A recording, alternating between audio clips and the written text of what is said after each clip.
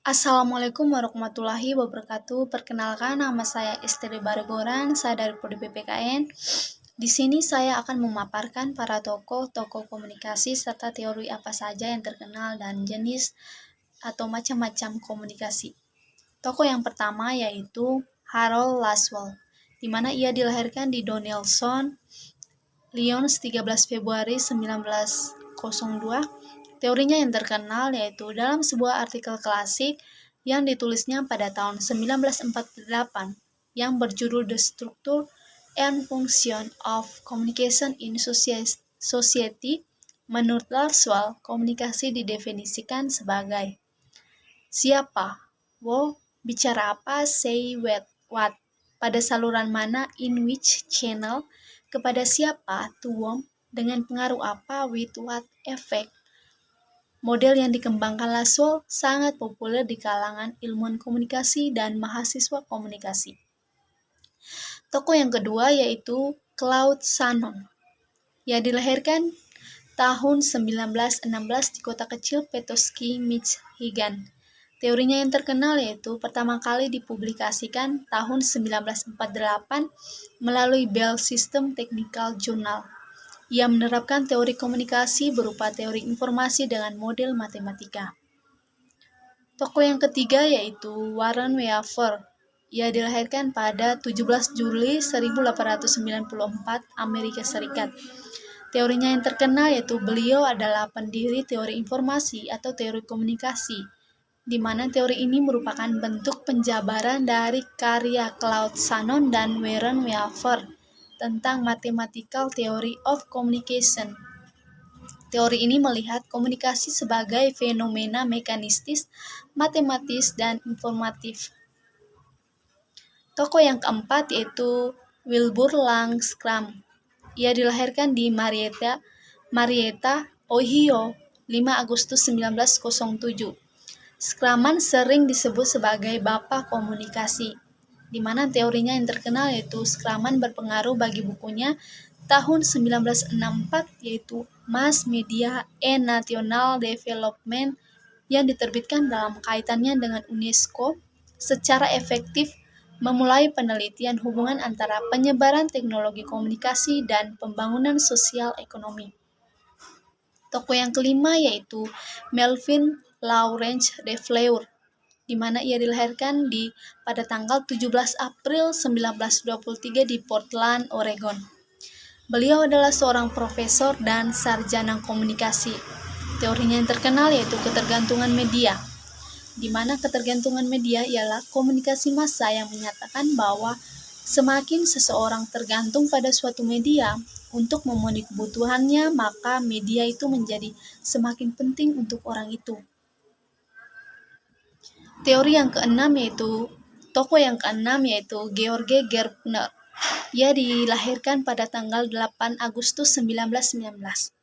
Teorinya yang terkenal yaitu teori kultivasi, di mana teori sosial yang meneliti efek jangka panjang dari televisi pada khalayak. Teori komunikasi massa dikembangkan oleh George Gerbner dan Larry Goss dari University of Pennsylvania. Jenis-jenis komunikasi sebagai berikut. Yang pertama, komunikasi verbal. Komunikasi verbal merupakan komunikasi yang digunakan dengan menggunakan simbol-simbol verbal serta menggunakan bahasa yang terdiri dari satu kata maupun lebih bahasa. Komunikasi verbal bukan hanya berupa lisan saja, tetapi juga memiliki komunikasi secara tertulis, sehingga kapanpun dan dimanapun, meskipun banyak masyarakat kita, contohnya Indonesia, berada di luar negeri, mampu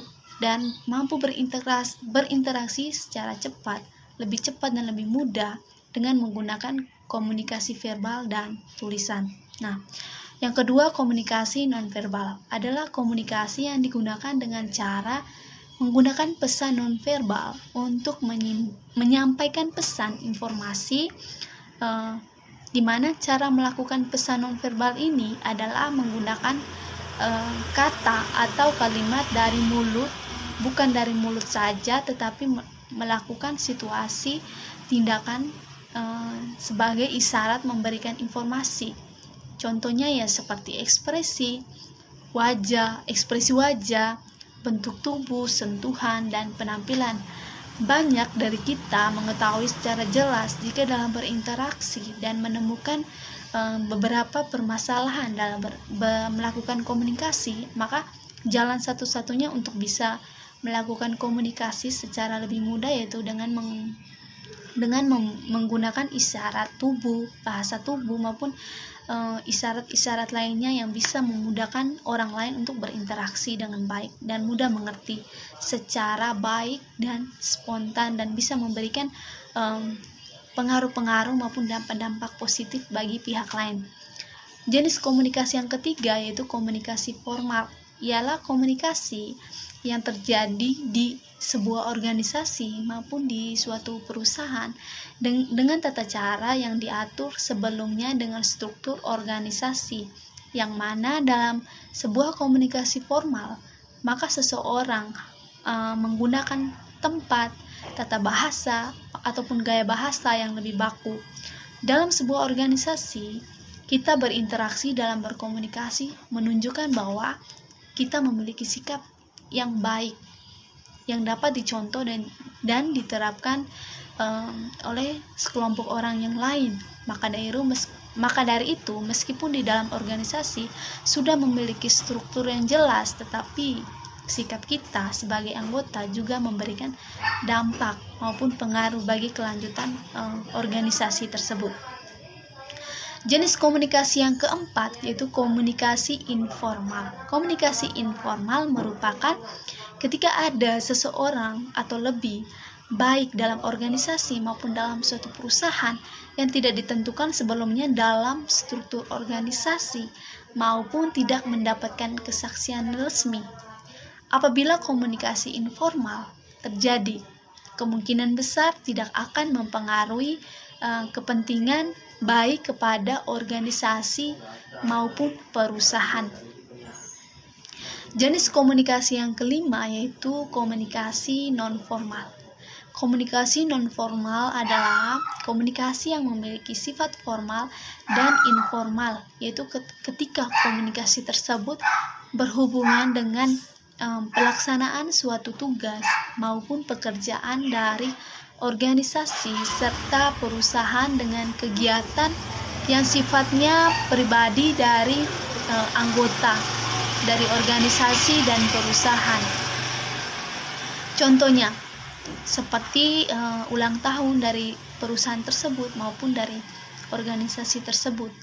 Sebagai seseorang atau maupun sekelompok orang menyadari bahwa untuk menghargai segala sesuatu yang berlangsung dalam hidup kita, hendaklah kita merayakan maupun memperingati hari besar sebuah organisasi, ulang tahun organisasi maupun ulang tahun sebuah negara.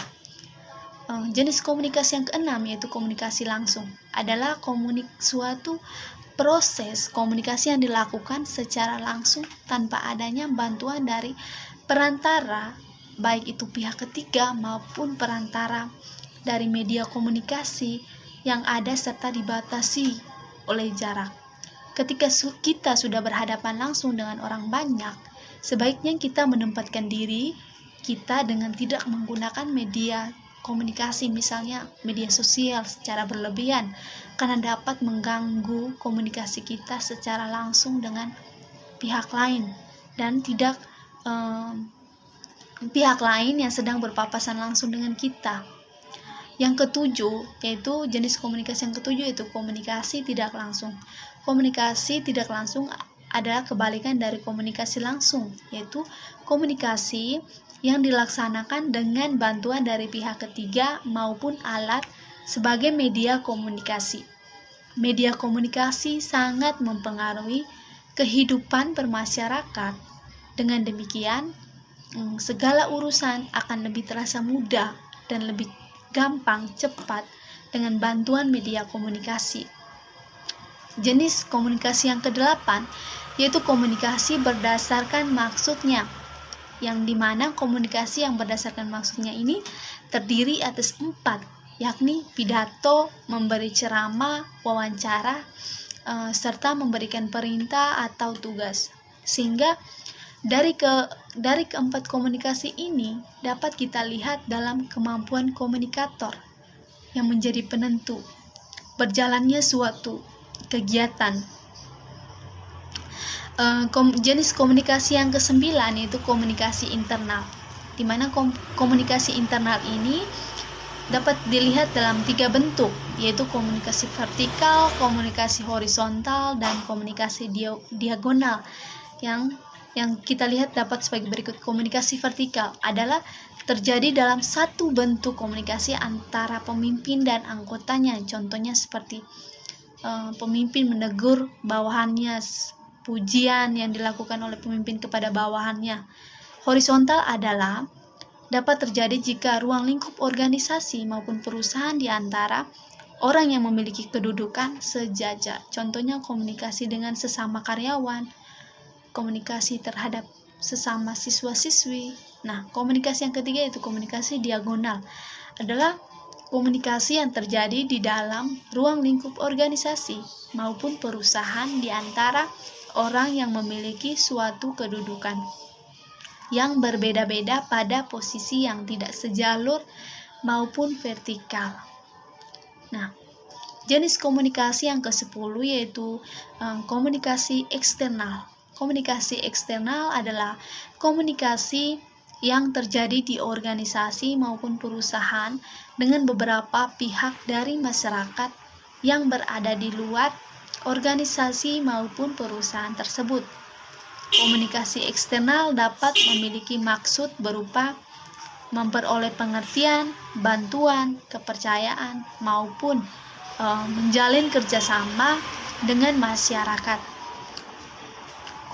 Komunikasi eksternal dapat berbentuk konferensi pers, pameran, eksposisi, promosi, siaran radio, siaran televisi, dan bakti sosial, dan lain sebagainya.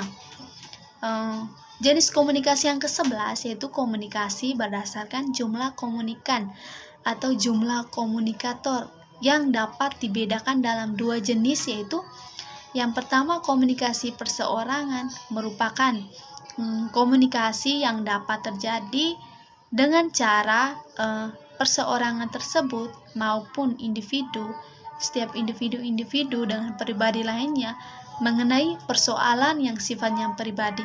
Sedangkan komunikasi kelompok merupakan komunikasi yang dapat terjadi pada suatu kelompok mengenai suatu persoalan yang menyangkut kepentingan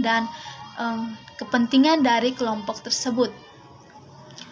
Komunikasi kelompok dapat dibedakan lagi dengan komunikasi perseorangan melalui topik atau tema yang dibicarakan.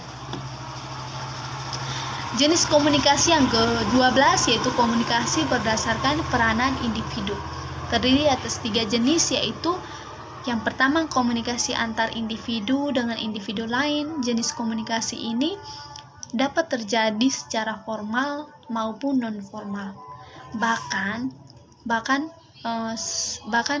sekalipun dalam jenis komunikasi antar individu dengan individu lainnya, setiap individu dapat bertindak sebagai seorang komunikator yang mampu mempengaruhi individu lainnya. Yang kedua, komunikasi antar individu dengan cakupan lingkungan yang lebih luas, di mana jenis komunikasi ini berdasarkan peranan individu. Yang kedua ini terjadi karena seorang individu memiliki suatu kemampuan yang tinggi yang dimana dapat mengadakan hubungan dengan lingkungan yang lebih luas, bahkan di luar cakupan lingkungannya. Yang ketiga, komunikasi antar individu dengan suatu kelompok atau lebih. Pada jenis komunikasi ini, individu memiliki peran sebagai perantara antara 2 kelompok maupun lebih. Jenis komunikasi yang ke-13 yaitu komunikasi jaringan kerja. Komunikasi jaringan kerja adalah komunikasi yang dapat terjadi di dalam suatu perusahaan-perusahaan maupun organisasi-organisasi. Komunikasi jenis ini dapat terlaksana sesuai dengan sistem yang telah ditetapkan dan ditentukan jaringan kerja tersebut. Menurut bentuknya dapat dibedakan atas komunikasi jaringan kerja rantai, komunikasi jaringan kerja lingkaran, komunikasi jaringan bintang. Jenis komunikasi yang ke-14 yaitu komunikasi ajaran informasi terdiri atas 4 bentuk, yakni komunikasi satu arah, komunikasi dua arah, komunikasi ke arah atas, komunikasi ke arah samping. Jenis komunikasi yang ke-15 yaitu komunikasi visual adalah suatu proses komunikasi yang dimana komunikasi nonverbal yang menggunakan visual untuk menyampaikan pesan maupun informasi seperti gaya rambut, gaya make up, dan lain-lainnya. Komunikasi visual ini dilakukan tanpa mengeluarkan sepatah kata atau kalimat pun, namun bedanya komunikasi visual ini dapat dilakukan tanpa gestur atau ekspresi wajah ataupun mimik wajah yang umum digunakan dalam komunikasi nonverbal. Oleh karena itu, kita sebagai makhluk sosial atau manusia adalah makhluk sosial yang saling membutuhkan orang lain. Maka dari itu, dalam berinteraksi agar lebih mudah, maka manusia berinteraksi dengan menggunakan komunikasi sehingga segala pekerjaan yang sulit menjadi lebih mudah dan dapat dipahami karena adanya komunikasi, di mana komunikasi dapat berperan dan sangat berpengaruh bagi kehidupan kita. Itu saja mungkin dari saya mengenai tokoh-tokoh dari komunikasi serta teorinya yang terkenal dan jenis-jenis komunikasi. Mungkin dari semuanya mungkin ada kesalahan kata dan saya mohon maaf. Terima kasih.